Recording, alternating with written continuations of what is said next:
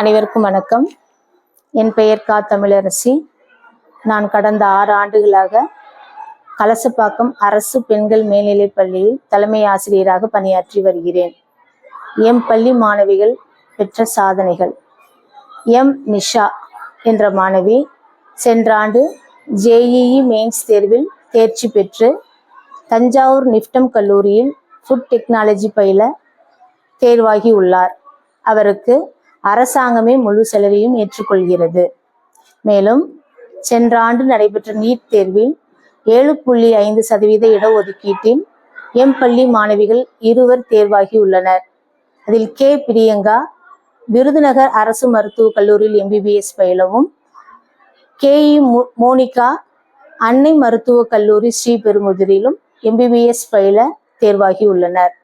அவர்களுக்கு எம் பள்ளியின் சார்பாக வாழ்த்துக்களையும் நன்றிகளையும் தெரிவித்துக் கொள்கிறோம். மேலும் அவருக்கு உறுதுணையாக இருந்த பெற்றோருக்கும் பிற அவருடன் பயணித்த அனைவருக்கும் நன்றியை தெரிவித்துக் கொள்கிறோம்.